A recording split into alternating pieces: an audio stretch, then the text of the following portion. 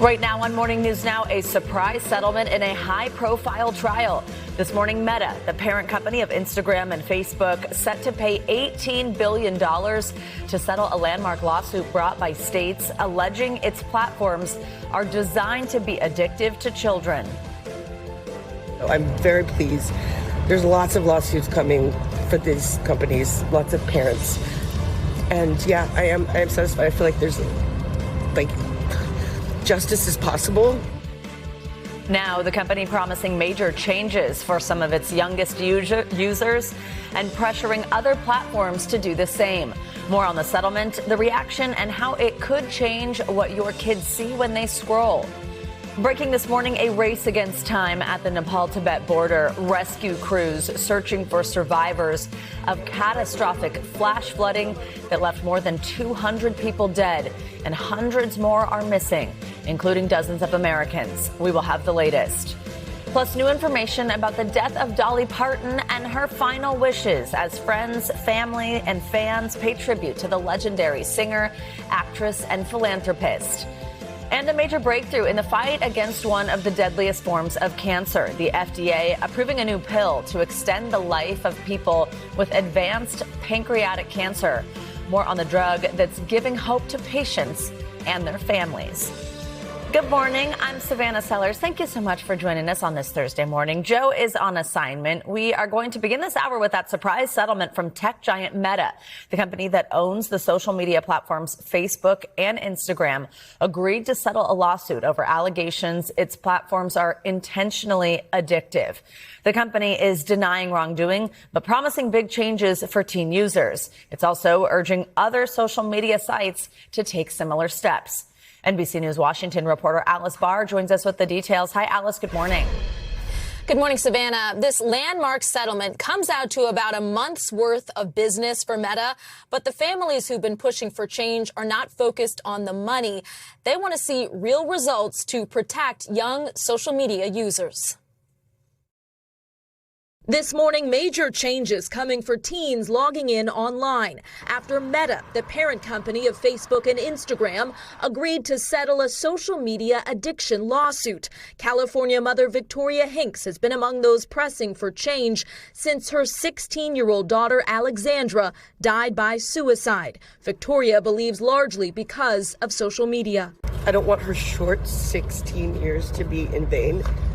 And I felt like today was finally something was done. Meta will now pay $18 billion to fund youth online safety measures after 29 states filed suit, alleging the company's social media apps were designed to be addictive, harming teens' mental health. And that the company knew about these dangers and lied to teens, to parents, and to the public. Meta denies the allegations but agreed to a series of new controls, including 2-hour daily limits and blocks on nighttime use for teens, as well as strengthened steps to verify a user's age and hiding things like like counts and extreme beauty filters. Meta is now urging other sites like TikTok and YouTube to do the same, promising to pay a final portion of the settlement only if the others follow suit. Because teens move fluidly across dozens of apps, we need an industry-wide solution. Attorneys general across the country are promising to keep up the fight.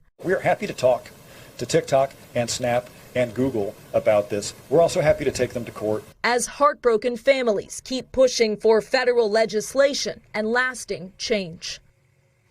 Attorneys general in several states have already begun litigation against TikTok and YouTube, accusing them of similarly addictive features. NBC News reached out to those companies for comment about any potential coming changes, but we haven't heard back yet. Savannah. And Alice, Meta has faced a host of legal challenges. Our viewers probably remember hearing a couple other cases, different in some ways, similar in others, that have already kind of come to a head. This isn't the end of their court fights, is it? It's not. Far from it. Meta still faces a series of more lawsuits from families who allege their children have been harmed by social media. We expect to see more trials this year. A company spokesperson said that Wednesday's settlement does not set a precedent for those other cases and that Meta plans to fight them. Savannah. All right, Alice Barr from Washington for us. Thank you so much. Well, also in Washington, a federal judge is set to hear oral arguments later today on President Trump's new push to rename the Kennedy Center and close the venue for 2 years for renovations. Now, the judge previously blocked the president from doing that. The hearing comes just days after the White House threatened to demolish the center if the renovations are not permitted. NBC News legal affairs reporter Gary Grumbach joins us now. Gary, good morning. So walk us through how today's hearing came about. What is the Trump administration arguing right now?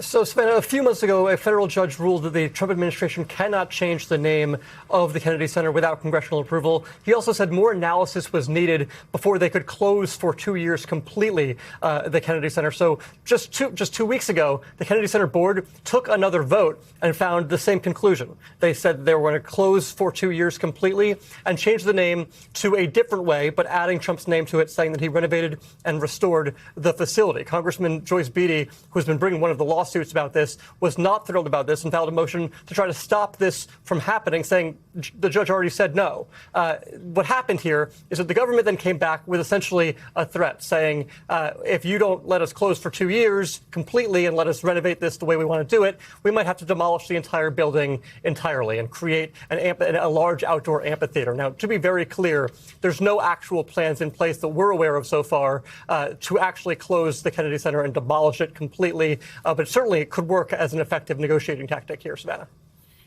Gary, in other news, a federal judge has allowed President Trump's mail-in ballots plan to proceed, at least for now. What is the latest on that and the legal challenges that have started to emerge?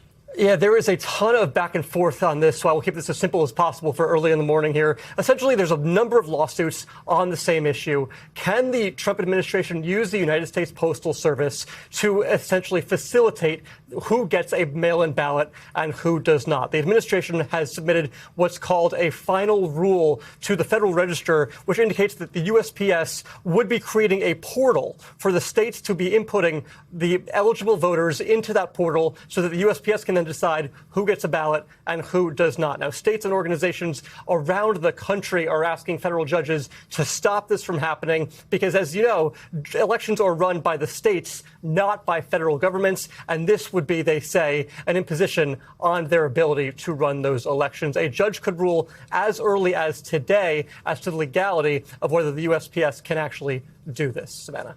Gary, midterms are in precisely 68 days, so doesn't this all need to get resolved soon?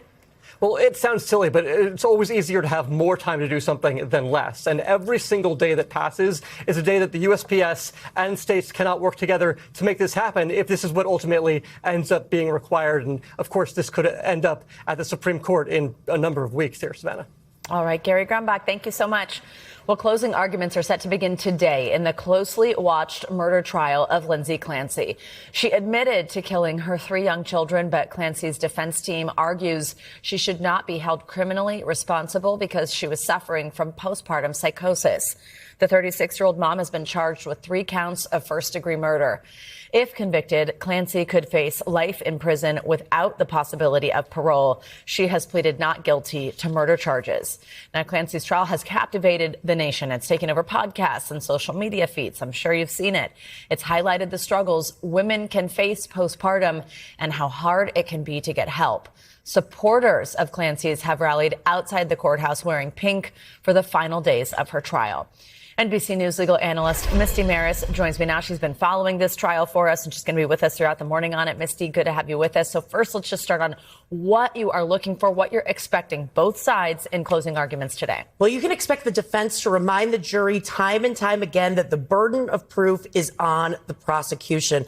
Also know that the defense is going to be focused on why would Lindsay Clancy do this? Did you hear all of these prosecution witnesses who said she was an amazing mother and then she had this mental health struggle, ultimately resulting in postpartum psychosis, killing of the children? So the defense is going to focus on that. The prosecution, they're going to focus on the level of decision making and control that Lindsay Clancy had during the killings, because that is the key argument for prosecutors, that she knew what she was doing, she had control of her actions, and she knew the difference between right and wrong. Well, we just also were hearing quite a bit about that. I mean, we have throughout the trial, but one of these final witnesses, a rebuttal witness that was called, really kind of focused on that. What stood out to you from that testimony? Well, for the prosecution, the rebuttal witness and the experts, they put three expert witnesses on in rebuttal, said that somebody can actually be in a state of psychosis and still know the difference between right and wrong. So the defense has largely said if she's in a state of psychosis, then she fulfills the legal standard for lack of criminal responsibility.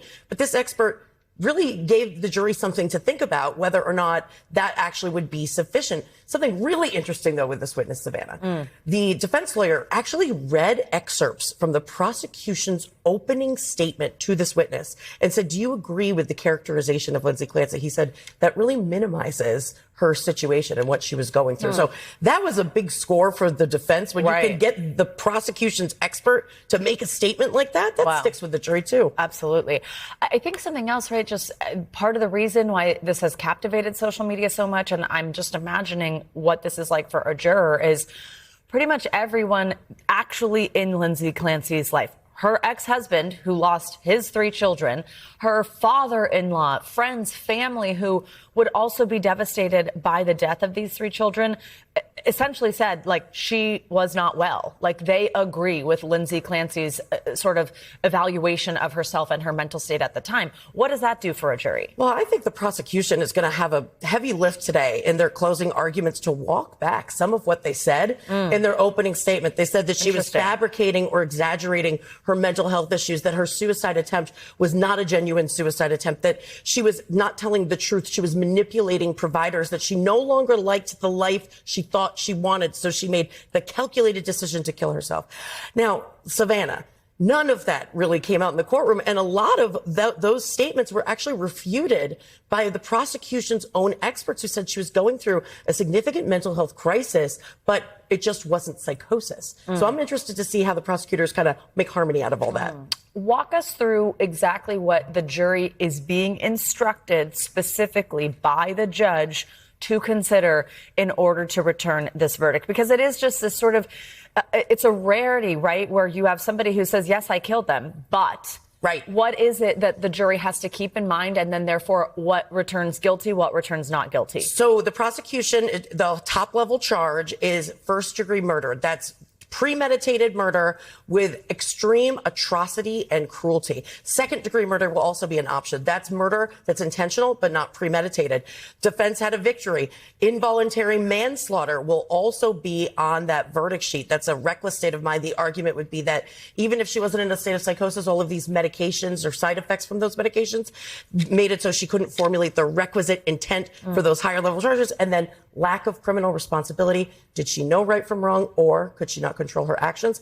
That would be no jail time and would be institutionalized if she were to be successful on that defense. Misty Maris, like I said, you'll be with us throughout the morning as these closing arguments get underway. Thank you so much. Let's switch to weather now, because that summer swelter, it is refusing to let up. You might know it because more than 40 million people are under heat alerts today, and those dry conditions continue to fuel massive wildfires on the western half of the country. Firefighters in Texas are racing to slow the explosive growth of the massive Ross Fire west of Dallas. The flames are burning an area nearly twice the size of Washington, D.C. Meanwhile, officials in Nevada are releasing video showing the urgent effort to get families out of harm's way from the Hawk Fire. Officials say that fire, though, is now 93% contained. So a little bit of good news there. We have NBC News meteorologist Angie Lassman tracking it all for us. Hi, Angie. Good morning. Hi, Savannah. Good morning to you. We've got still all of those heat alerts that you just mentioned across parts of the South, but notice not quite as many for folks across the southern plains. More of those still in place across the Southwest, Las Vegas, Los Angeles, all included. And that's where you're going to find the potential for records through the day today, as this high pressure still stays firmly in place across this region. It's 100 degrees in Los Angeles this afternoon, 90 for Santa Fe, 100 for Dallas, and feeling like 104. We keep that going all the way through tomorrow across parts of the South, too. Dallas ends up at 99. We'll feel like 101 in Lake Charles. Even folks across parts of the Southeast, Charlotte and Charleston, you're going to be into those upper 80s, but feeling like the 90s. Orlando tops out at 93, but feels like 102. Looking across the parts of the Midwest and the Northeast this weekend, a little bit more mild, fairly typical for this time of year. We've got 80s on tap in Chicago, low 80s on Saturday, but you're right back to the 90s by Monday. New York City flirts with those low 80s both Saturday and Sunday and warms up by Monday as well. Talking about the fires, we've still got a fire threat across parts of the Pacific Northwest and parts of Northern California, Nevada included in that. We've still got all of those ingredients that make it really easy for fires to start and spread. So the low humidity, the elevated winds, that's all still on the table. And quickly looking at that Ross fire forecast, there's Dallas, you can see, so just west of it. The humidity levels are still 25 to 35%. We do see winds anywhere from 5 to 10 miles per hour. And of course, those temperatures are quite warm. You will notice there's a bit of smoke coming off of this. So air quality will be something that folks across that region will have to watch for as well. And on top of that, we've still got these flood alerts up for parts of the Northeast. This is going to be where it's busiest through the day today. You can see this cold front sliding through. That ramps up our chances for some strong showers and thunderstorms, and the potential for severe weather is there through the day, Savannah. This is going to impact folks for that afternoon commute, and we potentially, again, could see some of those stronger storms. All right. Angie Lassman, thank you so much. Of course. Well, this morning, the entertainment world is mourning the loss of actor Tim Curry, who died yesterday at the age of 80. He first burst onto the scene in his unforgettable role in the Rocky Horror Picture Show. Curry was a prolific performer whose career spanned 5 decades across stage and screen. NBC News entertainment correspondent Chloe Melas looks back at his life, career, and some of his most iconic roles. There's no need to shout. I'm not shouting. All right, I am. I'm shouting. I'm shouting. I'm shouting. Tim Curry had a way of disappearing inside his roles. I, Georgie, am Pennywise. Delighting audiences from Broadway to the box office for more than 50 years. I'll get you a satanic mechanic. His iconic portrayal of the mad scientist, Dr. Frankenfurter, in the 1975 cult classic Rocky Horror Picture Show launched him to superstardom. The thing that resonated for me more than anything was "Don't dream it, be it." Don't dream it. Be it. Curry was a British actor who effortlessly crossed the line between comedies like Home Alone 2. Cedric? Yes? Don't count your chips in public. And dramas, a versatile performer often tasked with darker roles. Heroes are boring. His renowned career began on the London stage in 1969 with his first professional role in the musical Hair, eventually leading to Broadway. Trim your sail. And the movies, playing Long John Silver in the family favorite Muppet Treasure Island. A debilitating stroke in 2012 left him paralyzed and limited his public appearances, but it never stopped him from working. Curry speaking about his mortality in a recent interview with CBS Sunday Morning. I don't fear death. I try to avoid it, but I suspect that in the end I will welcome it. Chloe Melas, NBC News. What a great look back, Chloe. Much more to come on this hour of Morning News Now. Later on, a lasting legacy. Friends, family, and fans from all over the world paying tribute to Dolly Parton as we learn more about her death and her final wishes. But up first, after the break, tragedy overseas. More than 100 people dead, hundreds more missing after flash flooding at the Nepal-Tibet border. The latest on the search for survivors. That's next. We are back with breaking news out of Asia. Rescuers in Nepal are scrambling to find survivors after catastrophic, deadly flash floods. Look at these images, these terrifying video. It's captured the disaster as it unfolded. Police in Nepal say at least 270 people have been confirmed dead, but hundreds more remain missing. The devastating floods swept through villages along the Nepal-Tibet border, triggering mudslides that have destroyed homes and infrastructure. NBC News international correspondent Janice Mackey-Frayer joins us now from the Nepalese capital with the latest. Janice, good morning. First, just how are rescue efforts progressing, given I know the conditions are still extremely difficult? The conditions are extremely challenging, Savannah. There's no electricity. There are no phone lines. There is no clean water. But it's the crushing pressure of time that seems to be the biggest factor. When disasters like this happen, it's those initial few hours that are seen as the most crucial. Nepal has mobilized its army. It's using search and rescue helicopters, but it's accessing this area. That's proving extremely difficult. The roads have been wiped out. Bridges have been destroyed. Entire communities have been swallowed by mud. The more we see of these videos, the harder they are to watch.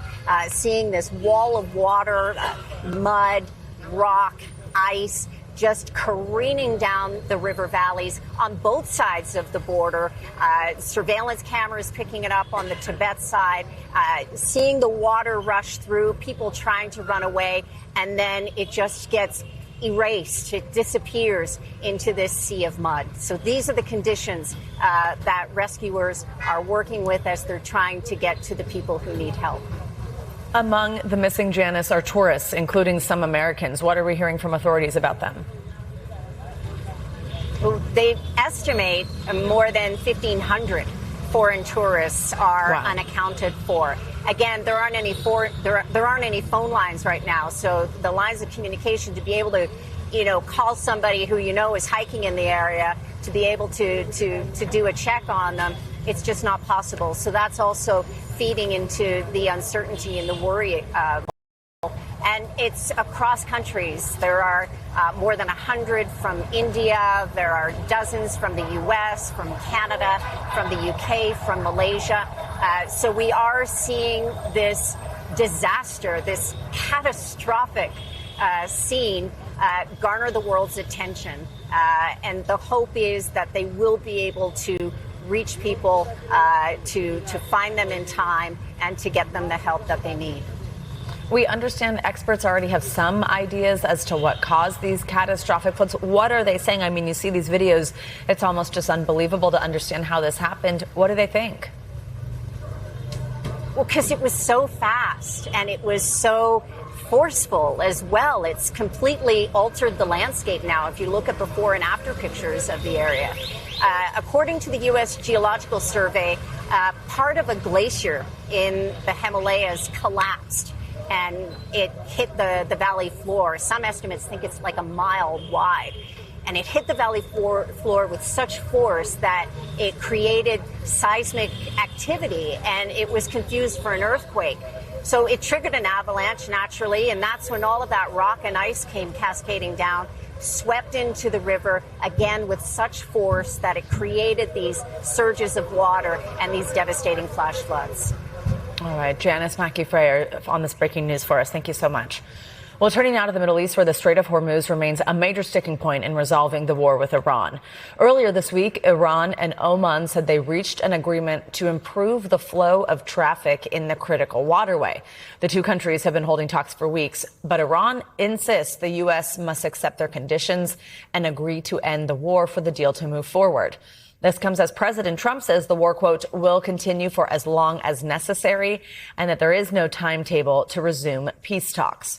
NBC News international correspondent Matt Bradley joins us with the latest here. Matt, good morning. So just start by telling us more about these talks between Iran and Oman on the Strait of Hormuz. Well, I mean, the first thing I can say about them is that it looks like, considering the diplomatic impasse between the U.S. and Iran, that these talks between Iran and Oman are the closest thing that we're getting to an actual option for opening up the Strait of Hormuz. We heard from the Omanis saying that this proposal would mean that there wouldn't be any military traffic through this crucial waterway. And early reports given to negotiators by and actually published on Iranian state media have said that the plan would see any tankers or ships going into the Strait of Hormuz passing through Iranian waters. Important to note here, Iran and Oman share sovereignty over the Strait of Hormuz, even though this is considered an international waterway, or was before the conflict began. And then the other stipulation is that those ships that are exiting the Strait of Hormuz would pass through partially Iranian waters and partially Omani waters. But as you mentioned, Savannah, all of this is contingent upon whether the U.S., in theory, accepts Iran's demands on the U.S., even though these negotiations are happening between Oman and the Iranians.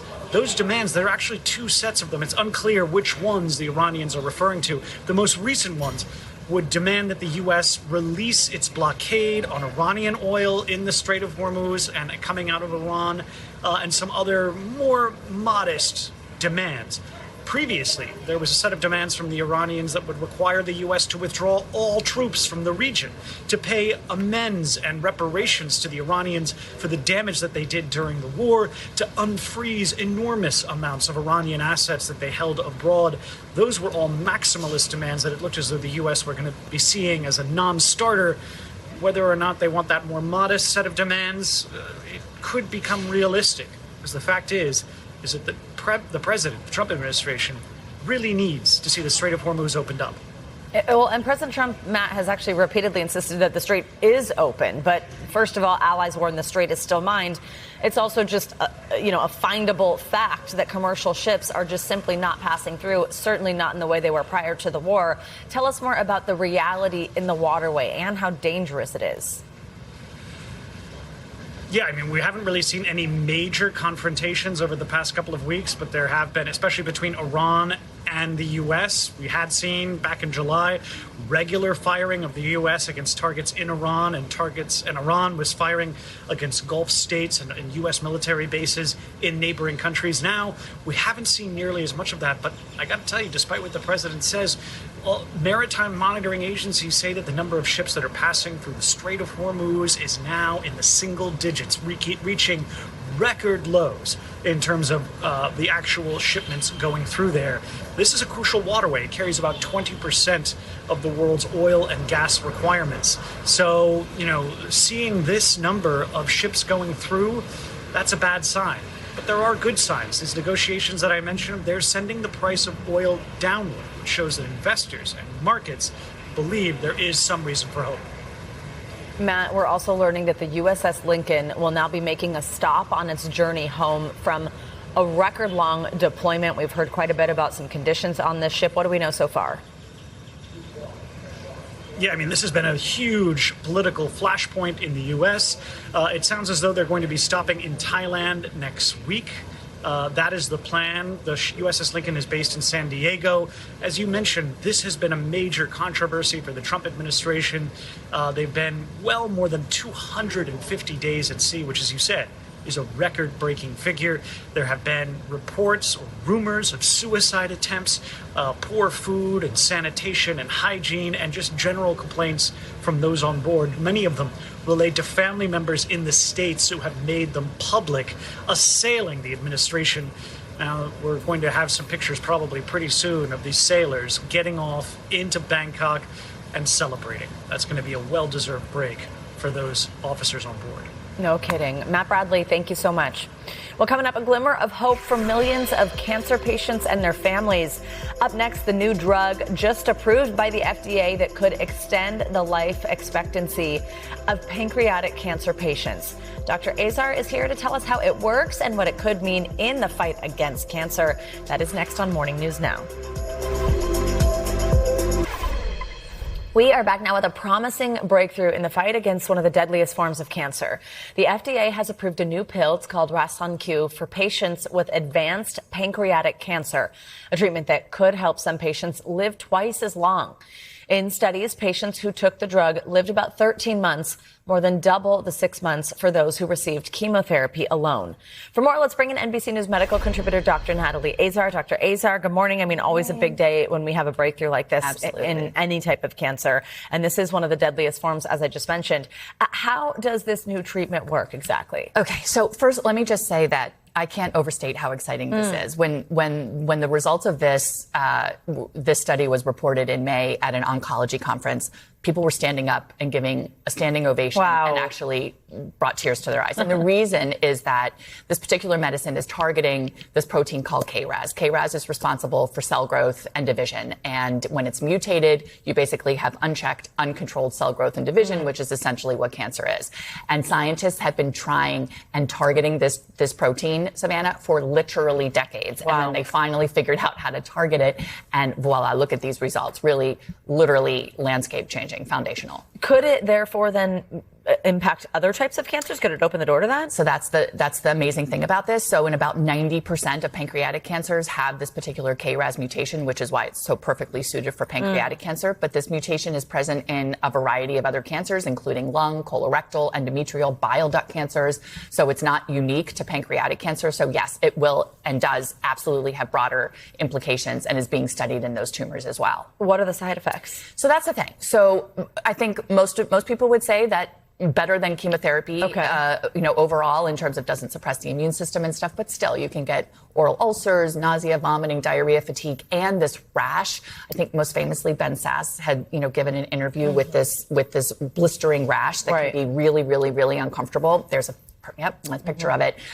So unfortunately, that is a potential side effect. But other than that, appears to be reasonably well tolerated. I know, kind of sounds silly to say, but yes. Well, I mean, considering what somebody is going through, exactly. Absolutely. Let's talk about access to this, cost, who exactly it's meant for. Perfect questions. So right now, this is specifically indicated for people who have advanced, i.e. metastatic disease. So this is not for early pancreatic cancer. This is for people who've already had disease and been on chemotherapy. Number one. Number two, it's expensive. The ticket price right now, this is before co-payments and before insurance kicking in, et cetera. It's close to $40,000 a month. That's $500,000 a year. You and I were just talking. Is it going to be approved? I kind of throw my hands up and say, there will be over 67,000 new cases of pancreatic cancer this year. Not all of them, of course, will present as advanced disease, but that's a lot of people who would theoretically be candidates for this medication. And I truly hope that insurance companies, kick in and do their part and give these individuals and these folks a chance. No kidding. Certainly something to keep our eyes on. Dr. Azar, big news. Thank you so much. You bet. Well, coming up, go for launch. NASA's gearing up for a new mission that could change our view of the universe, literally. Plus, keeping it short, the growing controversy as classrooms from coast to coast swap out novels for excerpts and essays. You're watching Morning News Now. We are back with more on the passing of Dolly Parton and how the beloved country music icon wanted to be remembered. Tributes are pouring in from Hollywood to Dollywood, celebrating her extraordinary life, music, and legacy. Our Joe Fryer has more. In the wake of Dolly Parton's death, her team revealing new details. After bravely facing a brief battle with cancer, Dolly departed her earthly life.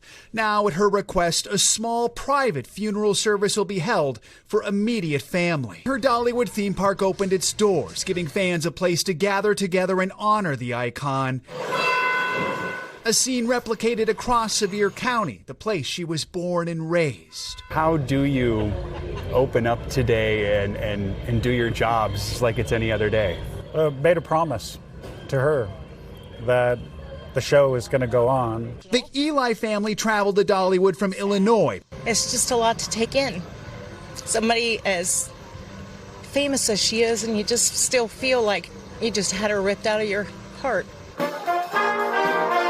The tribute spanned the globe, from Buckingham Palace, where 9 to 5 played during the changing of the guard, to the Empire State Building, bathed in Dolly pink. Jolene, Jolene, Jolene, Jolene.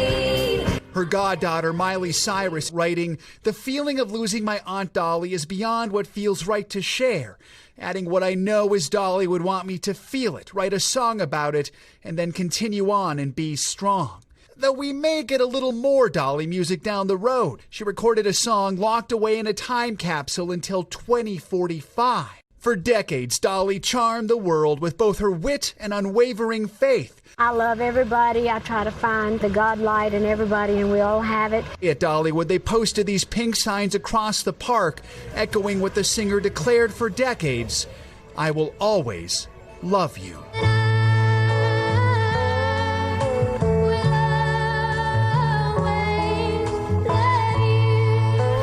And many of Dolly's projects are still moving forward. Her new hotel in Nashville is on track to start welcoming guests next month. And her new Broadway show is coming to New York by year's end. It's set to officially open on January 19. That's the day Dolly would have turned 81. Back to you. Oh, all right, Joe, thanks. We miss you and great coverage out there. We'll see you back here soon.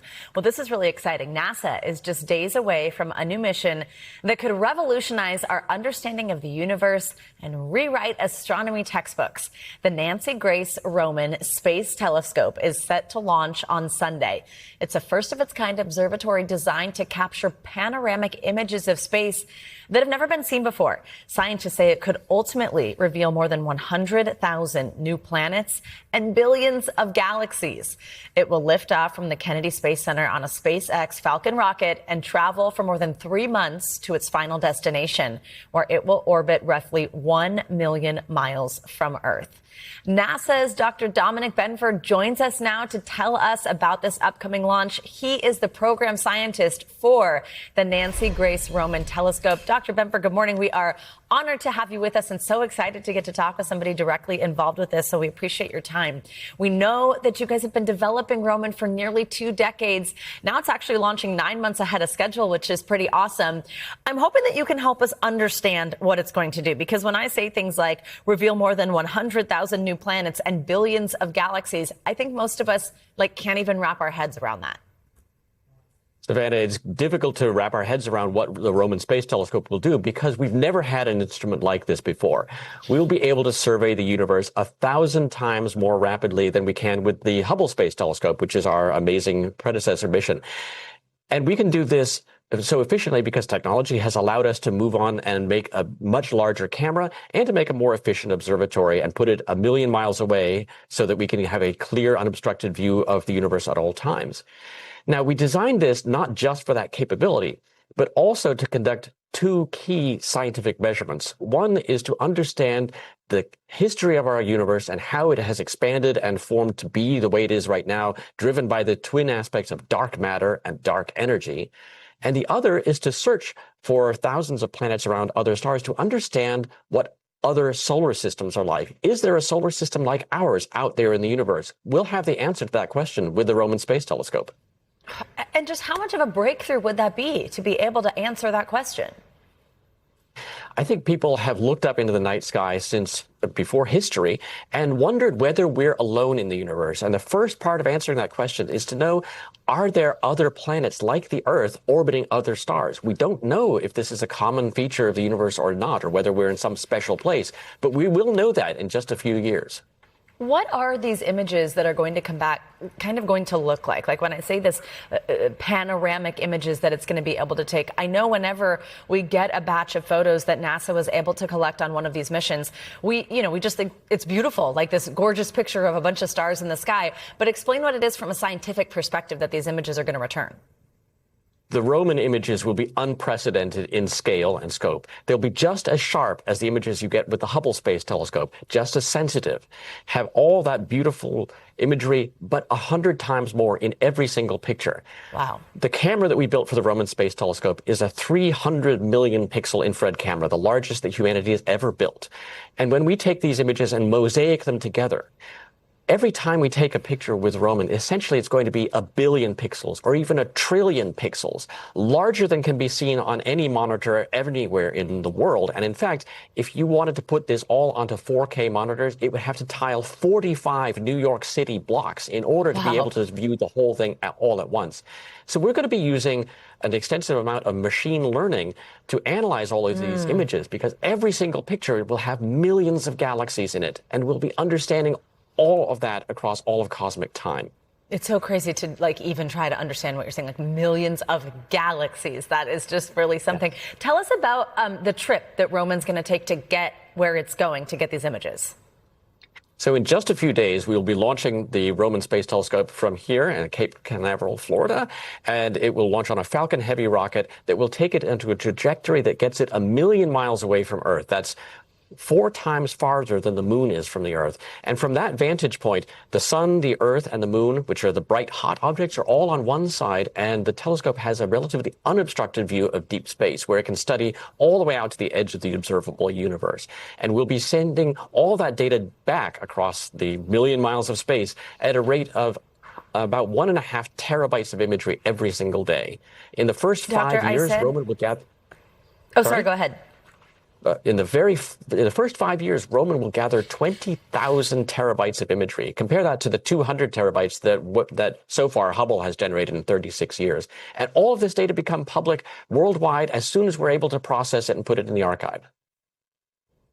I mentioned that this has been something that's been developed for 2 decades, and you're right on the doorstep of this taking off. How are you feeling? I couldn't be more thrilled right now. We have built an observatory that we set out to be an ambitious observatory, the most amazing capability we've ever produced. And here we are on the cusp of launching it. It has all of the promise that we originally envisioned. In fact, it'll be better than what we'd originally envisioned. It launches in only a few days, and I couldn't be more exhilarated at the thought that finally we're going to bring this to bear and share all of this wonder with everybody. Quickly, Doctor, tell us, if people want to follow along, how do they do that? Everybody can watch the mission at nasa.gov/Roman. It'll be launching Sunday morning. And of course, all of the data that we produce will be distributing that through our public channel so people can continue to watch and follow along with the imagery as we take it. NASA's Dr. Dominic Benford, we are so excited for you, for this whole mission. We can't wait to see these images too. Thank you so much for joining us this morning. Thank you, Savannah. Well, back here on Earth, the back-to-school rush is in full swing. If you think that back to your time in school, you might think about like a favorite book that you were assigned to read. Well, there's now a trend, though, in many classrooms across the country. It's changing the way kids learn English and literature. A big piece of language arts education in middle school and high school used to be reading full novels, but now more and more students are reading excerpts and other shorter forms of writing. For more on this trend, I want to bring in Lauren Lumpkin. She's a national reporter with The Washington Post, and she's recently published an article that focused on this trend of schools shortening these reading assignments. Lauren, thanks so much for being here. So in standardized testing, right, like students are required, they read like a short passage and then they have to answer questions about it, kind of testing their comprehension, their ability to take that and synthesize the information. Is that like similar to what's happening in classrooms now? Exactly. Now we're seeing more and more of those types of exercises and assignments in English classrooms because, I mean, honestly, schools are under so much pressure to prepare students for these standardized tests. And on these tests, of course, they're not reading entire books. They're reading chunks of an essay or book excerpts. And so teachers are under a lot of pressure to, assign things like that so that students are prepared for those tests when they come at the end of the school year. Do we know, like based on any data, based on any studies, that if this is actually better for learning to do these shorter texts rather than a longer novel? It's interesting because there's not actually a ton of data out there comparing, assigning long novels, assigning excerpts, and what has the best impact on learning outcomes. It kind of comes down to, a school or the district's preference or experience. I mean, I think obviously a lot of people prefer novels. I mean, I'm thinking back to when I was in school and probably when a lot of viewers were in school, you're reading entire texts. It's not that that's not happening anymore. It still is. It's just not happening quite as frequently. I know your article points to one survey. It's from more than 800 school libraries, and it found that more than half of them, they don't have their needs met due to budget cuts and rising costs. Just basically everything's more expensive. Is cost a big part of this? Is this like just using cheaper excerpts than needing to have a bunch of full books stocked in a library? That's definitely part of the equation here. I mean, I think that, for example, I spoke to a teacher in Ohio who would love to assign more books. Her kids like reading books. I think there's kind of a misconception that students are not interested in reading books because, of TikTok or shorter attention spans. But, according to this teacher, her students were really excited to read books. But it kind of came down to getting a class set, 25, 30 copies of the same book. It can be expensive for a district that is facing budget constraints. If your school library is facing budget constraints and maybe can't get in as many copies of a text or update their collections as frequently, then that definitely will have an effect on what books a student will have access to. What did teachers and parents think of this? A lot of the teachers who I spoke to and parents I've been speaking to, they all would love their students to read more novels. Again, I think they're thinking it back to, their time in school, reading more books. And, obviously there and also the benefits of reading full novels that has been studied. And, it can help a student build confidence and build persistence, making it through a full 300 pages, helps them kind of form their own ideas and defend ideas and trace an idea from the beginning of a book to the end of it.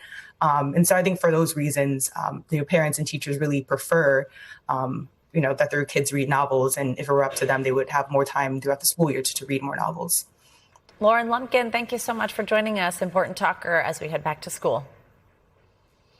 Coming up on Morning News Now, they turned their small family business into a food court favorite. Even with our Chinese immigrants family, the parents, maybe they don't think us as being very authentic, but their kids love it. And they can find us everywhere. Up next, my conversation with the founders of the beloved Panda Express restaurant chain about the setbacks they experience and their growing success today. We'll be right back.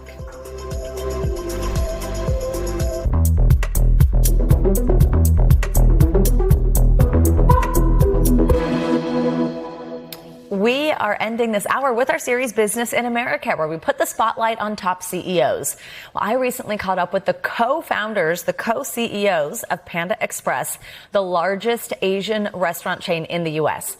Now, despite their vast fast food empire, Andrew and Peggy Chern still view the company as a mom and pop operation, which does make sense because they are married. For the Churns, theirs is a classic American immigrant story with a little sizzle, a lot of fire to build a fast food empire that has transformed the perception of Asian food in the U.S. Take a look. You know the Panda logo, and you've probably had the orange chicken. From the largest Asian restaurant chain in the country, Panda Express. Leading the brand? Not your ordinary suit and tie CEOs. Andrew and Peggy Chern have been married for 51 years. They run the business from their corporate headquarters, which have an Asian touch. Should I take one of these? Fruit trees. You need to wash it a little bit. The two have come a long way. They're now more than 2,500 location empire, starting as a single sit-down restaurant in Southern California, the Panda Inn, opened by Andrew and his chef father in the 70s. I felt like I was going to be very successful, and it turned out to be very wrong. What was difficult about it? There's no customers. Would you have thought it's more likely this isn't going to work out, or we will end up having a restaurant business with over 2,000 locations? Well, definitely not the latter. Right? To survive it, you didn't have a choice. Either I was going to get it done or get it done. With Andrew's determination, business grew until one day a regular asked the Churns if they'd open an outpost at a local mall. They jumped in head first, and wife Peggy joined the business, the start of their working relationship. Peggy, tell me how you and Andrew split duties. I always think about what is next that we can do better. So actually, she lets me do whatever I do, and then she takes care of the rest. Just 4 years after that first mall location, they struck gold, or rather, orange. The chicken is a big deal, and orange chicken, certainly for us, is the #1 seller. Panda Express chef Andy Cao created orange chicken in 1987, which modernized a classic citrus-flavored dish from China's Hunan province. In 2025, Panda Express sold 148 million pounds of the dish. What do you say to people that, as a criticism, say this is not authentic Chinese food? I've taken no offense at all. I don't know what authenticity is. There's so many cuisines out there. Whatever sells, our guests make that decision. We label ourselves American Chinese food. Affordability is top of mind for Americans right now. How do you keep that in mind for your customers? Raise price gingerly. Keep your portion as big as it used to be or more, right? Don't cut back. A true family affair, all three of their children also work for the company. Those familial ties extending to employees too. How do we help these people to have a better life? That's our mission, right? And, to do that, we actually measure how many of our managers makes $100,000. Are they able to buy a home? The company says 63% of Panda Express managers are homeowners with a median age of 34. They're women. Our calling is how we're able to help more associates to realize their American dream. 43 years later, Panda's legacy is more than a case of good fortune. Stores span across malls, airports, and college campuses, helping normalize Asian flavors for the American palate. We helped really, define a new category quick. service, right? Even with our Chinese immigrants' family, the parents, maybe they don't think us as being very authentic, but their kids love it. And they can find us everywhere. Well, interestingly, the Churns say the rise of GLP-1s hasn't had much of an impact on what people order. Healthier options just don't sell as well for them. We all love that orange chicken, right? And by the way, some news from them. They are bringing back a dish that completely sold out this summer. It's called Cantonese beef brisket. They said that they didn't expect it to be quite so popular, but it sold out. So now they're bringing it back and they're prepared for the demand. So if you liked it, there's some good news. That's going to do it for this hour of Morning News Now. Stay with us, though. The news continues right now.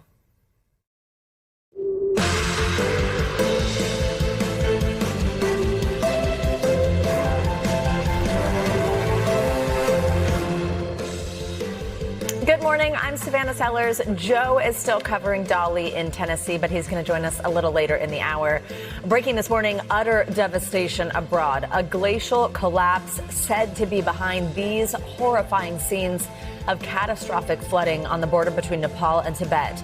At this hour, nearly 300 people confirmed killed, according to Nepalese police. Hundreds, though, still missing, including dozens of Americans. We are on the ground in South Asia with the latest. Also this morning, the social reckoning, Meta's multi-billion-dollar settlement and promised major changes.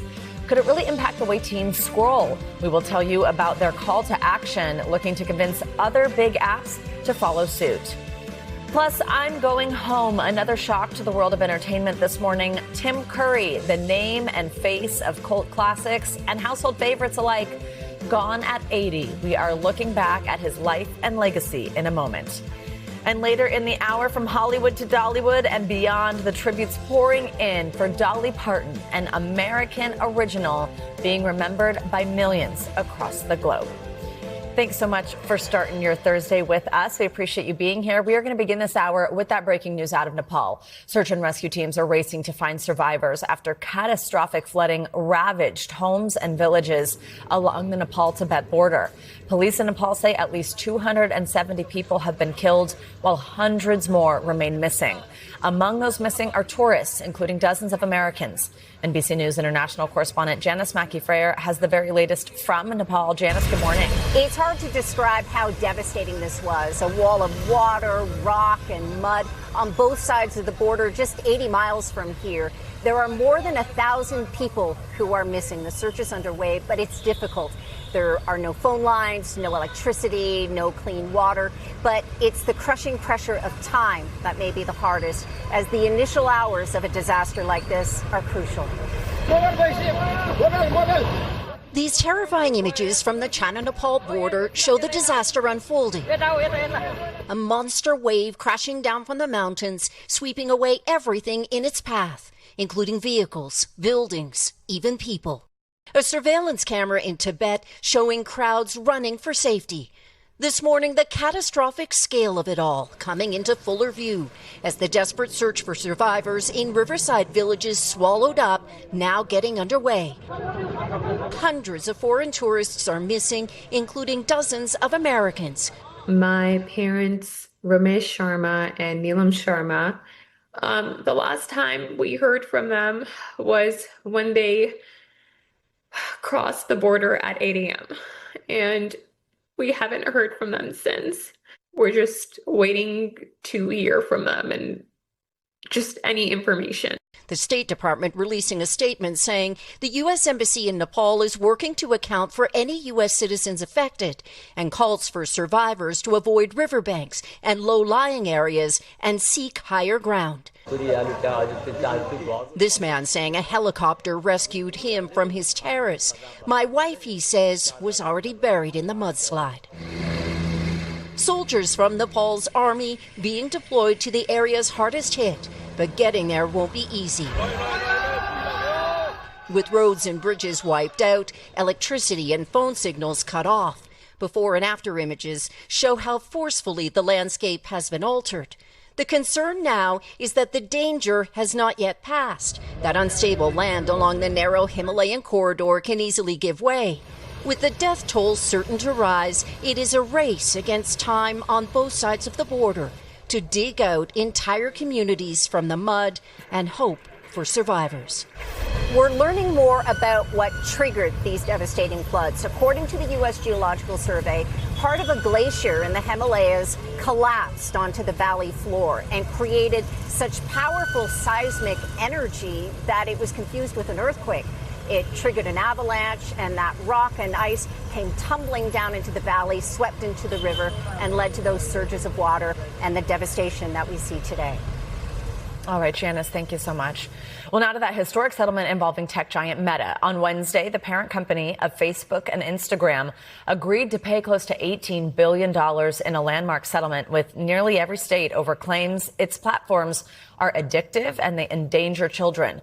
The company denies wrongdoing, but also agreed to add stronger child safety measures to its Facebook and Instagram platforms and is calling on other platforms to do the same. NBC News chief business correspondent and host of Current, Christine Romans, joins us with the details. Hi, Christine. Good morning. Good morning, Savannah. You know, this is all about more school, more sleep, and less scroll for teens. Meta says it'll make major changes to its platforms to better protect kids and teens and says it hopes other social media giants will do the same. A landmark settlement that could transform social media for its youngest users. These are significant changes that will keep your kids and mine safer. What we accomplish will protect an entire generation. Meta, the parent of Facebook and Instagram, agreeing Wednesday to pay up to $18.1 billion to 48 states.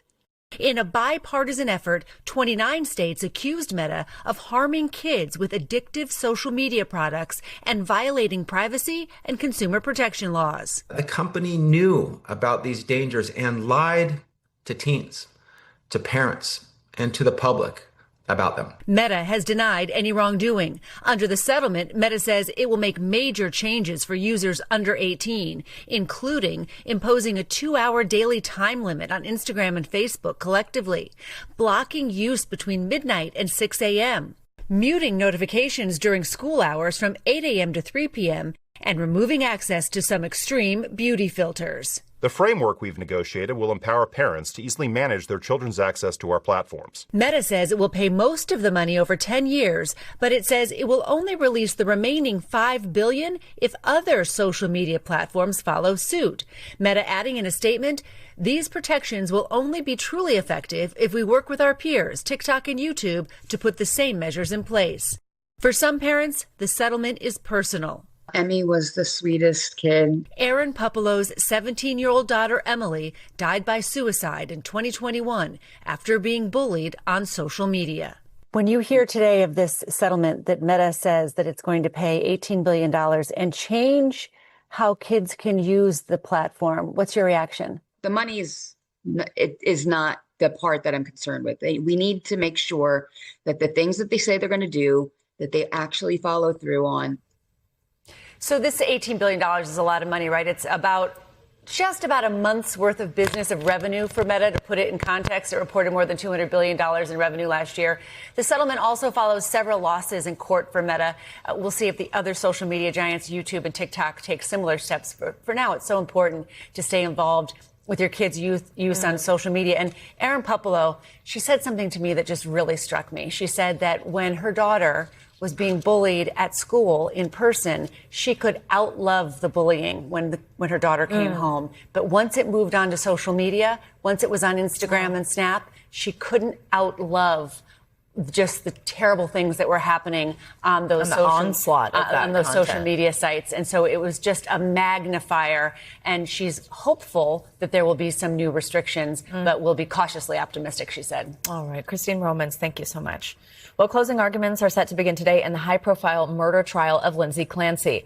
She admits to killing her 3 young children, but her legal team has argued Clancy should not be found guilty of murder because she suffered from postpartum psychosis. NBC News correspondent Emily Aketa has been in the courtroom all week and joins us. Emily, good morning. Hey there. Well, over the past month, the jury made up of 12 women and 6 men have heard from dozens of different witnesses, including Lindsay Clancy's former husband, family, psychiatrists, psychologists, investigators, and now all of that testimony and evidence will be boiled down into closing arguments before the jury decides whether Lindsay Clancy's mental state at the time makes her criminally responsible for the killing of her children. This morning, the prosecution and defense set to make their final pitches to a Massachusetts jury in a case that's drawn attention across the country. I'm going to tell y'all why women are supporting Lindsay Clancy is because she was failed. I think that the real issue is justice for those children. Closing arguments will get underway in the trial of Lindsay Clancy, the mother accused of murdering her young children back in 2023. Yesterday, the judge signaling that the jury will now be allowed to consider a manslaughter charge, a defense request. Certainly a positive development. That means jurors could convict her of a lesser offense than the murder charges she's already facing.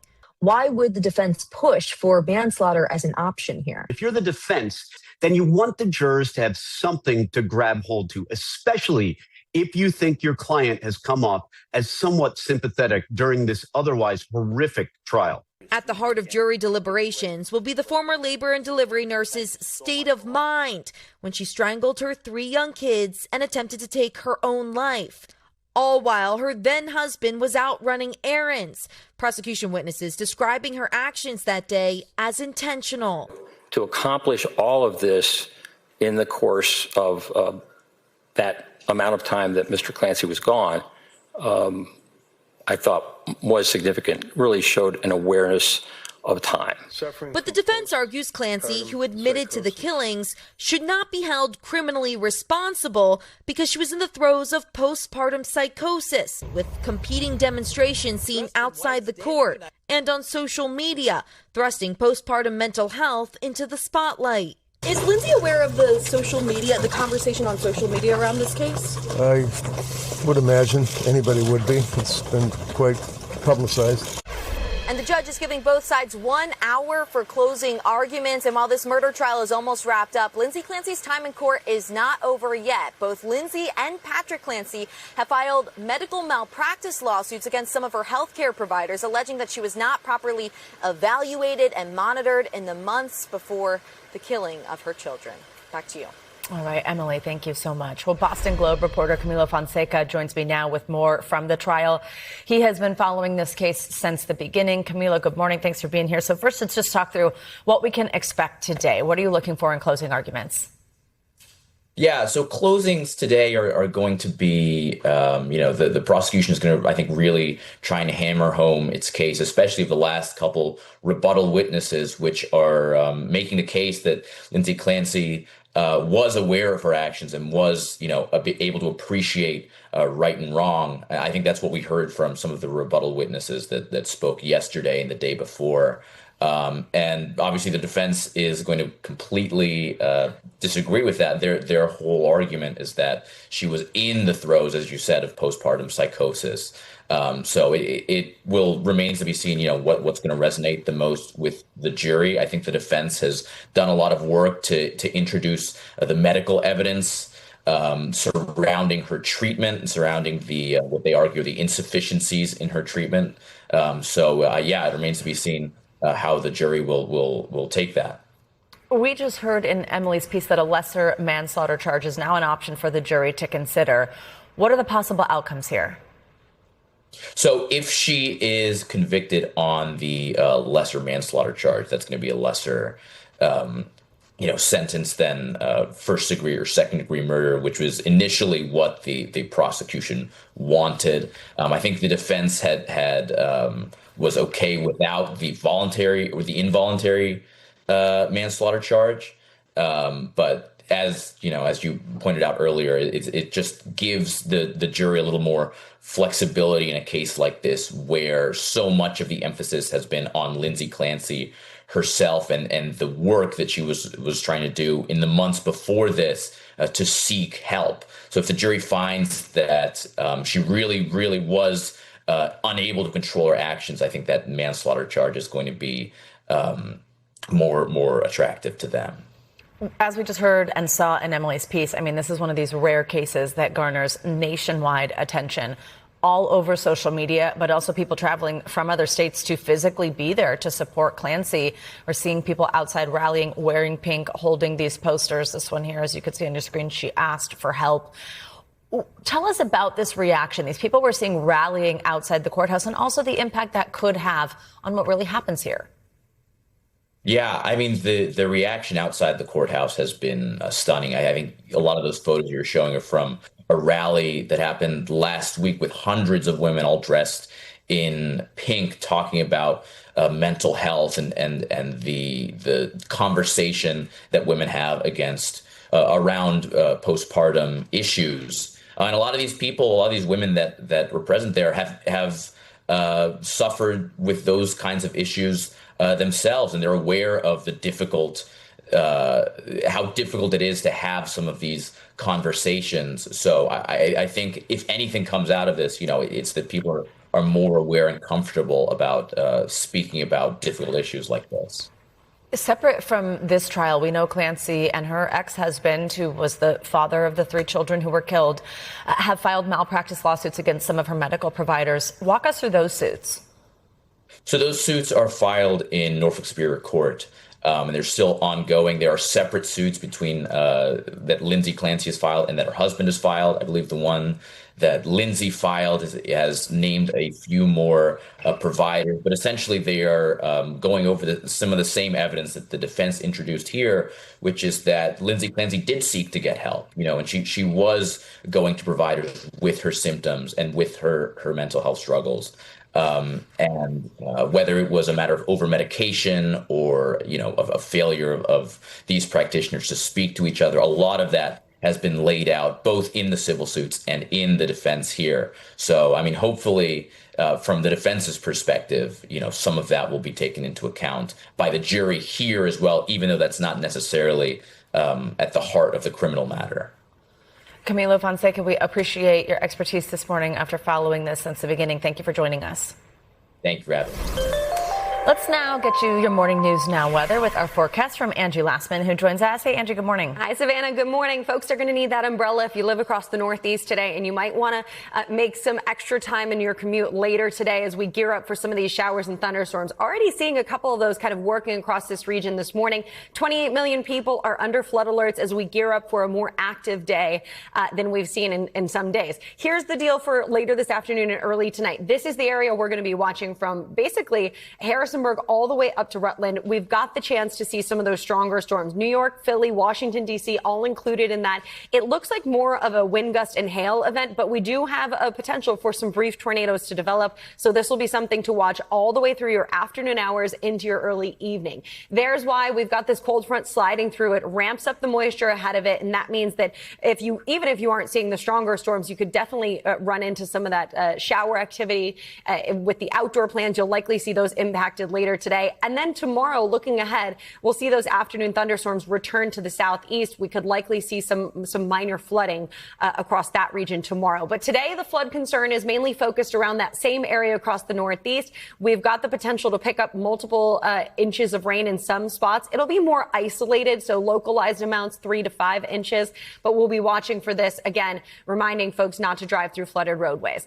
In more fun information, we've got a deep partial lunar eclipse happening tonight. So set your alarms now. We're going to start to see this happen at about 10:34 p.m. Remember, this is when the moon is going to be in the Earth's shadow. So we are going to see this kind of develop over a couple of hours. The greatest eclipse is going to be around 12:13 a.m.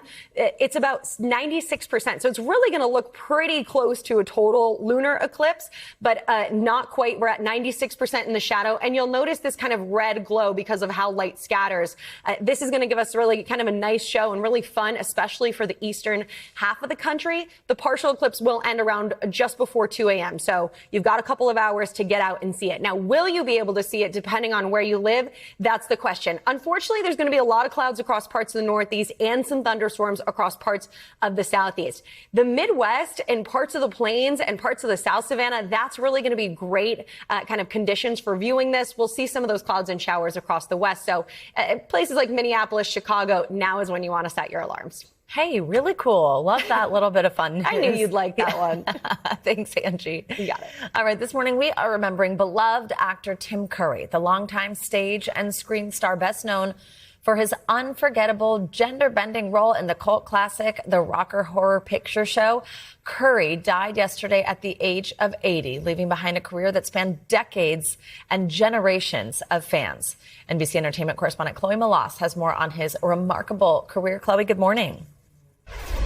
Hey there. Tim Curry's representative says that he died peacefully at his home in Los Angeles on Tuesday. And when you look back at his career, I mean, it's really remarkable. Hundreds of acting credits over nearly 6 decades. But it was that expressive face and that unmistakable voice that made Tim Curry one of Hollywood's most instantly recognizable stars.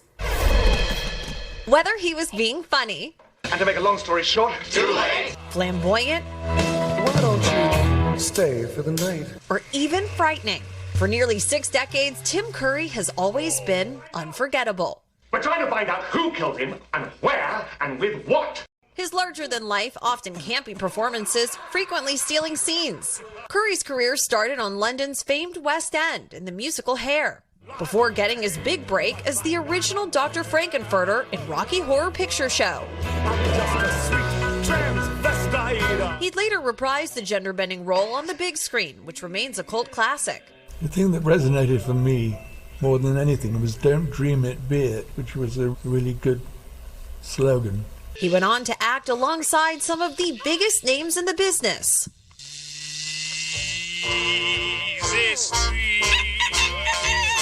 including comedy legend Carol Burnett. There was no ego about him.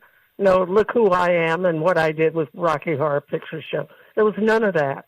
Burnett telling me it's been difficult to lose Curry so close to Dolly Parton.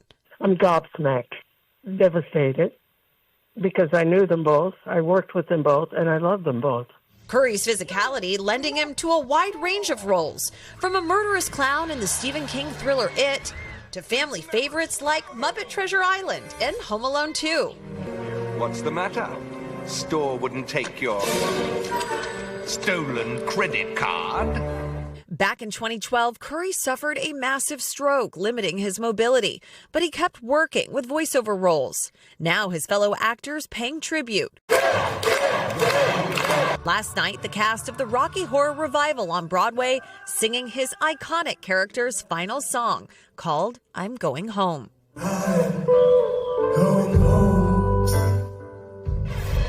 Susan Sarandon, who starred with Curry in Rocky Horror, remembered him as funny and original, but what she said she loved about him the most was his heart.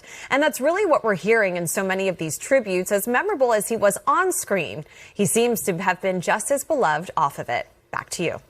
All right, Chloe, thank you so much. Great look back there. There's much more to come on this hour of Morning News Now, including the reproductive care promises from the White House that advocates say haven't been fulfilled nearly 2 years into President Trump's second term. First, though, after the break, a trial date is set for the alleged mastermind behind the 9/11 attacks. More on that next. Welcome back. We now know the trial date for the alleged mastermind behind the September 11th attacks. A military judge has ruled that Khalid Sheikh Mohammed and 3 other people accused of conspiring in the attacks will stand trial starting in June 2028. Mohammed is accused of orchestrating the plot to crash hijacked airplanes into the World Trade Center and the Pentagon. A 4th plane crashed into a field in Shanksville, Pennsylvania that day. Mohammed was captured in Pakistan back in 2003 and has been held at the U.S. Naval Base in Guantanamo Bay, Cuba, since 2006. He was charged and later arraigned in 2008 with war crimes and murder in connection with the nearly 3,000 people who died that day. Next month will mark 25 years since the attacks. Well, staying in the Middle East this morning, a top official leading President Trump's ceasefire plan for Gaza is criticizing Israel. NBC News international correspondent Claudio Lubanga joins us from Rome to take us around the world in 60 seconds. Claudio, good morning. Good morning, Savannah. Well, that's right. On Wednesday, the United States High Representative for Gaza criticized Israel for its continued attacks on Gaza. Nikolai Mladenov, who oversees President Trump's ceasefire plan for Gaza as a member of the Board of Peace, told the UN Security Council that if war resumes, it will be a point of no return, as there will not be any roadmap to return to or anything left on the ground to rebuild. Israel's deputy U.S. ambassador told the Security Council his country is committed to Trump's plan, but insisted that Hamas needs to disarm first. Let's go to Japan now, where artist Yaoi Kusama, known for her trademark polka dots on her paintings and sculptures, has died in Tokyo at age 97. Kusama was one of Japan's most respected contemporary artists, and her works were exhibited around the world, including at the Museum of Modern Art and the Whitney Museum of American Art in New York. Her studio said she continued to paint until her final days. And let's end this tour of the world in Spain for the annual La Tomatina Festival. On Wednesday, thousands of people painted the town of Buñol red by throwing tons of overripe tomatoes at each other. The food fight is a tradition that goes back to 1945, and there is only one rule: the tomatoes must be squashed before they are thrown, so to avoid injuries. But just to be on the safe side, Savannah, a lot of people wore face masks or swim goggles just to avoid going back home with a black eye saying, oh yeah, it's nothing. I was just hit by a flying tomato. Yeah. Well, honestly, it looks like a lot of fun. Claudia, thank you so much. Well, staying across the pond, years after stepping away from royal duties and moving to California, Prince Harry and Meghan Markle are beginning a new chapter for their family, moving back to the UK. Their journey back to Britain is already raising questions, though, about what it could mean for Harry's fractured relationship with his family in the House of Windsor. NBC News international correspondent Raf Sanchez is in London with more. Hey, Raf, good morning. Savannah, good morning. Yeah, it's been just over a week since the bombshell news broke that Harry and Meghan were moving back to the UK, and now they are here. They are staying in an undisclosed location outside of London, and there are so many unanswered questions, including what will Harry's relationship look like with his older brother, William? This morning, Prince Harry and Meghan are back in Britain, according to a source close to the couple, starting an uncertain new chapter in the country they so publicly left 6 years ago. They reportedly flew back from California, arriving by private jet with their children Archie, 7, and Lilibet, 5. Both kids have grown up in the US, but will start school in the UK next month. A spokesperson for the couple declining to comment on their return, but British media reports their new home will be a non-royal residence, possibly in the Cotswolds, a scenic region west of London known for its rolling hills and picturesque villages. Celebrities like David and Victoria Beckham and Kate Moss have homes in the area. A Cotswold move would put Harry close, but not too close, to Prince William, who lives an hour away with Princess Kate and their 3 children near Windsor Castle. Harry has had several recent reconciliation meetings with King Charles, who's in treatment for cancer.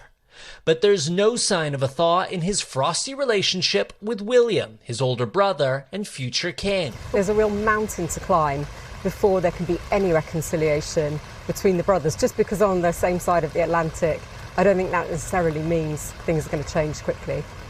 In his memoir, Harry said William physically attacked him in 2019, a claim the palace has never addressed. The brothers have not been seen publicly together in 2 years. Of course, some members of my family will never forgive me for writing a book. Of course, they will never forgive me for lots of things.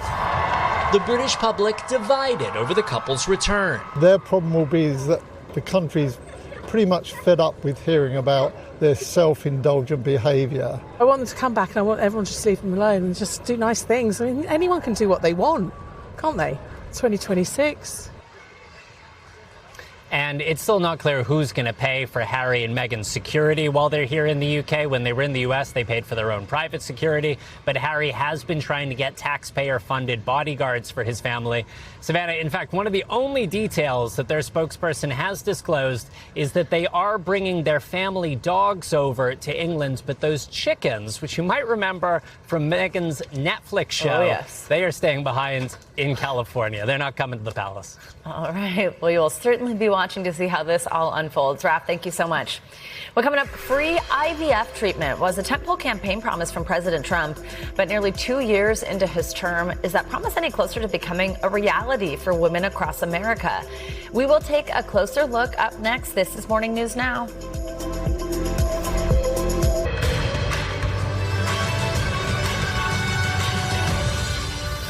Back now with a closer look at what's making news in the world of politics this morning, starting with the Maryland judge who is blocking a Democratic-backed redistricting measure from the ballot this November. NBC News legal affairs reporter Gary Grebback joins us now with more on this and other Washington headlines. Hey, Gary, good morning. Hey there, Savannah. Here's what's happening in politics now. A judge in Maryland is blocking a Democrat-led push that would have potentially eliminated the state's only Republican-held congressional seat. The judge in Anne Arundel County ruled that an amendment, which would declare the constitutional requirement for districts to be compact and take into account natural boundaries, applies only to state legislative districts, not congressional districts, and cannot appear on November's ballot. Democrats in the state have promised to appeal this ruling. Former Democrat turned independent Senator Joe Manchin is trying to get more people like him to run for office. Manchin and his daughter Heather have formed the Independent Leadership Council, a nonpartisan and nonprofit group with the goal of cultivating and financially supporting independent candidates for congressional seats nationwide this November. The Manchins say they're tired of the partisan two-party politics and are hoping this effort encourages more Americans to run for elected office. And finally, Republican Senator Josh Hawley is saying what the flock. In a letter to public safety and surveillance company Flock, he writes that he's investigating their collection, retention, and dissemination of the data generated by its surveillance cameras. Hawley wants dozens of questions answered and documents handed over related to the company's rules, regulations, and operations. Flock has been under intense scrutiny in recent months after reports of misuse by law enforcement and claims of Fourth Amendment violations. That's what's happening in politics now. Back to you, Savannah. All right, Gary, thank you so much for being with us this morning. Well, we're taking a closer look now at one of the president's campaign promises. On the campaign trail back in 2024, the president said he would make in vitro fertilization free, promising the government or insurance companies would, quote, pay for all costs associated with IVF treatment. Well, President Trump even referred to himself as the, quote, father of IVF and fertilization president. Now, nearly 2 years into his second term, advocates say they are still waiting for him to fulfill that commitment. NBC News health reporter Aria Bendix took a closer look at what happened to this promise. She joins us with findings here. Aria, good morning. Always great to have you with us. So even though IVF treatment is still not free, the Trump administration has taken some strides here to at least bring the cost down, make it a little bit more affordable, right? That's right. The big action that we've seen is these 3 fertility medications are now available at a discount through TrumpRx. So that's the federal government's website where cash pay patients can go to get these reduced prices on medications. And the administration is thinking that the discount would potentially halve the cost of those medications for some customers. Of course, we're talking about people paying out of pocket, not those going through insurance. So if you go through your regular insurance plan, you might see the same discount or even a greater one. Just how expensive is this treatment? Right. I mean, IVF, if we're talking out-of-pocket costs, can range from around $15,000 to $30,000 per cycle. And then many patients need multiple cycles in order to get pregnant. And so the medication is just a small portion of that. The TrumpRx discount is not accounting for things like your egg retrieval, your doctor's visits, your embryo transfer. Those can be some of the priciest elements of IVF. So patients here are saying, sure, we'll take the discount, but that might not make the difference between whether we can do IVF or not. Absolutely. And I mean, it is just this growing thing. Last year, 2024, more than 100,000 babies were born from IVF. What needs to happen for this promise to move forward and become a reality? Yeah, as you mentioned, Trump campaigned on this issue, but I think the administration has realized just how hard this is to pull off. IVF is never going to be entirely free. Someone has to pay for it, whether it's the government or insurance companies or taxpayers. I think the clearest path forward here would be for Congress to pass legislation that would mandate that insurance companies cover IVF. But Republicans don't seem too keen on that. In fact, they just struck down a provision that would have expanded IVF coverage for military families. So I think the actions we've seen thus far might be the best we can hope for from this Congress and this administration. Aria Bendix, great reporting. Thank you so much. Well, coming up, third year's the charm when Morning News Now returns why 3-year college degrees, instead of the traditional 4-year programs, are now becoming more popular among prospective students. Here's a hint. It all comes down to your bottom line. We'll explain. We're back now with a look at what some say could be a solution to the college affordability crisis. There's a growing interest in bachelor's degrees that require fewer classes than a traditional 4-year degree. And now colleges and universities are meeting the demand. According to the nonprofit research group RAND, 26 states in the U.S. now have a college that offers at least one 3-year bachelor's program with reduced credits as of this spring. To help break this down for us, I'm joined by Jonathan Collins, a professor of political science and education at Teachers College, Columbia University. Jonathan, good morning. So we know that tuition costs have been rising over the years. Is that what makes these shorter college programs more attractive to students? Well, that's the appeal. It also gives the ability for folks who are thinking about making a career change and maybe had obstacles or barriers in front of them when they were looking to enter a college degree program maybe many years ago. There's some flexibility here that makes this enticing. Of course, the ability to cut costs. Look, the cost of college tuition is way too high. On average, I think the college tuition rates have increased by about 30% across college type just over the past 10 years alone. So look, anything that gives us an opportunity to lower those costs, this is going to be enticing to not only current college students, but again, folks who had barriers in front of them, people who had stumbling blocks when they were seeking a higher education, whether it's 10 years ago, 15 years ago, 20 years ago. Economically, this is a win across the spectrum for folks who see college as just too pricey. And also 4 years for some could be a very long time. So this is a win for multiple people, but I have concerns. What are these concerns about 3-year programs? My big concern here is that they're reducing the number of credits that would be needed to earn a degree. So essentially, you're getting the same degree, but you're doing less work. And look, we have a credit system in place for a reason. We have an entire accreditation system around the degrees for a reason. We have established that, look, typically around 100, 110 credits, this is what it takes to receive a college degree. This is what we have established is the requirement for getting a full, well-rounded liberal arts education. This is not just, specializing in one degree, one area of focus. This is getting exposure across campus to a wide array of different ideas, concepts, tools, skills, ensuring that students come out as better writers, critical thinkers. They're exposed to ideas from the sciences, the humanities. Expediting this is a real loss for the sort of intellectual legitimacy, I think, of the college degree. Is there a difference? What is the difference if it's a bachelor's degree, but it needed less credits? Out in the real world, after you graduate from one of these, is it you have the 3-year, not the 4-year, and that means something, or they're seen as the same thing? Well, from a credential standpoint, I think we want it to mean the same thing. But I think in practice, you're going to see that the students who stay 4 years, they're going to be better prepared. They're going to just have that additional time spent, again, working and developing those critical thinking skills, those writing skills. There are students that are going to be prepared beyond just taking courses that are required for their major or concentration. They're going to be more well-rounded. They're going to be more versatile. And they're also going to have a stronger network because let's remind ourselves that college is not just about what happens in the classroom. This is an opportunity to be around other young people who are also interested in pursuing new career heights as well. And the relationships that get built, the mentorship that happens, the things that happen, again, inside the hall rooms, in the dorms, on the campus halls, these things are also critical. And losing just 1 year of the things that happen from an extracurricular standpoint, I think this will also be huge as well. Academically, not academically. That 1 year reduction, I think you're going to see a major difference there. How would you recommend a student figures out what's the right degree for them? I think, we need to change the conversation.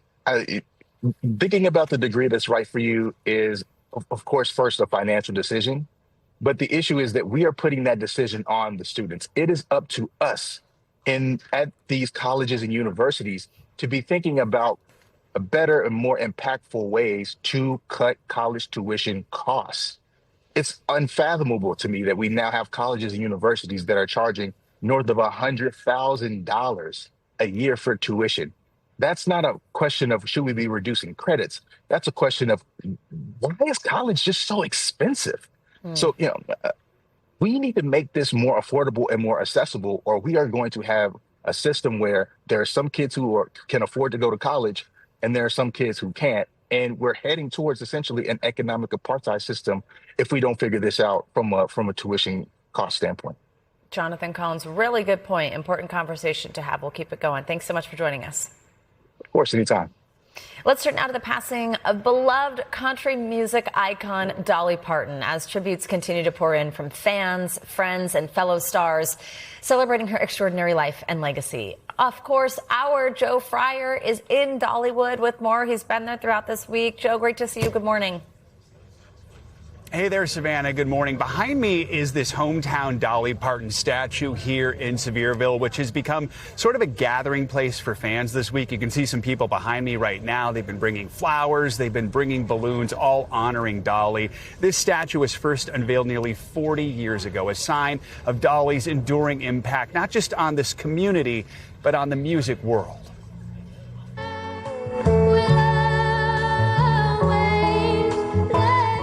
This morning, the world is still coming to grips with the death of a legend, Dolly Parton, as tributes continue. From fellow entertainers like Harry Styles overnight at Madison Square Garden, Dolly, we love you, thank you so much, to the sports world, including at Yankee Stadium, and of course, her fans at Dollywood.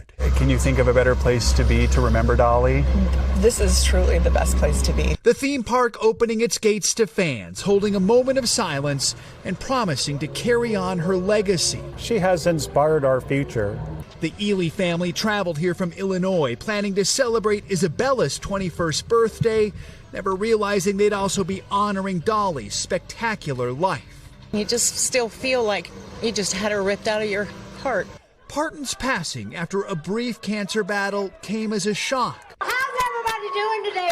In June, during what would be her last public appearance, the grand opening of her Dolly-themed truck stop, Parton's quick wit seemed as sharp as ever. I'm sure some of you wondering why I wanted a truck stop. Well, I couldn't leave it to beavers. Still, she was no stranger to health problems dating back to the 1980s. I had a lot of female problems, had some problems with my digestive system, with my stomach. Just 4 days before her death, Parton told People magazine she didn't pay attention to her own health issues while watching over her late husband. My immune system and my digestive system got all out of whack over the past 3 years. Just last week, she canceled an appearance at Dollywood, but sent fans a special message. My national doctor has kind of clipped my wings, saying you ain't traveling this week. Something Dollywood's president says was typical. That's her perseverance. Dolly's goddaughter, Miley Cyrus, is paying tribute, sharing, "We're in this loss together, and we will see her in all of the most beautiful things." While her father, Billy Ray Cyrus, writes, "Dolly recently sent me a beautiful message telling me she loved me with her whole heart. I will always love her in the same way." A message also reflected on new signs at Dollywood, featuring her timeless quote, "I will always love you." And I do have some good news. Dolly still has some unreleased music. We've been talking about her Broadway musical coming to New York at the end of the year. That is supposed to have some new songs. She also recorded a secret song, and then she put it in a time capsule. I actually found this time capsule last night. It's really just a little chestnut box. It is not supposed to be opened till the year 2045. That's when Dolly would have turned 100 years old. A few years ago, she was speaking with Jimmy Fallon about this song. She said she kind of regretted putting it in the time capsule because she says it is a really good song. It is actually called My Place in History. It is meant to be Dolly's final song, Savannah. So about 20 years from now, we'll finally be able to hear it. I don't know. It just feels like maybe recent events should change that timeline because we all want to hear it a lot sooner than that. Joe, what's it been like just being there, meeting so many people who are coming right where you are to pay their tribute? You know, it is just incredible. And I mean, you can see behind me this morning all these balloons and flowers right now off camera, surrounded by people who are deeply emotional about this days in. They want to celebrate her life. They say it's really difficult to imagine a world without her.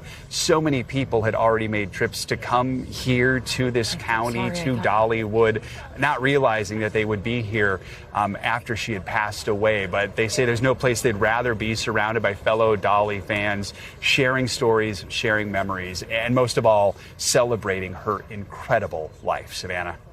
Oh, Joe, just your tributes have been so fantastic throughout the week. We're excited to see you back here, though. Thank you so much, Joe. We're going to stay on Dolly Parton's legacy because it extends far beyond her music, of course. She was also a children's book author, and through her Imagination Library, her charity we've been talking a lot about, Dolly helped put more than 332 million books into the hands of children. Joining us now is Dr. Lynette Fraga, CEO of Reach Out and Read, which has worked alongside Dolly Parton's Imagination Library for years.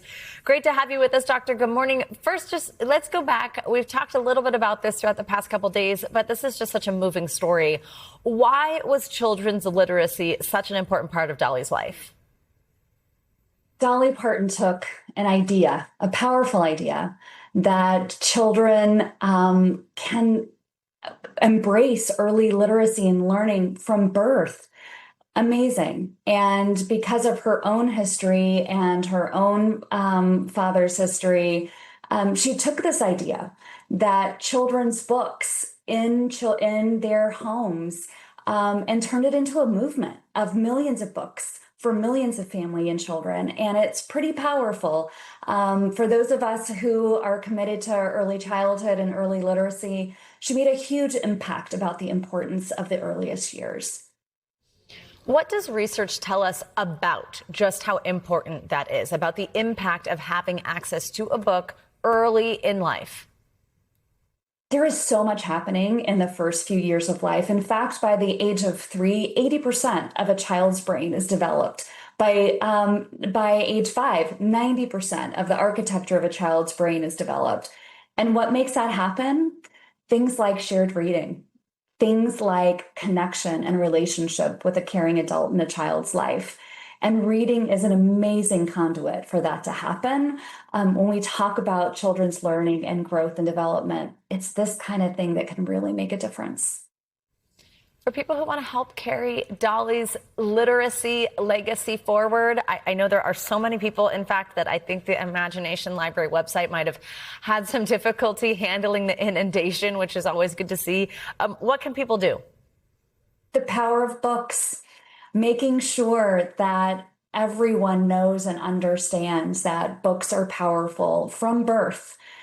Before a child goes into school, those first few years of life are incredibly important. I think carrying that forward, that is Dolly's legacy, the joy of shared moments and connection and strengthening relationships.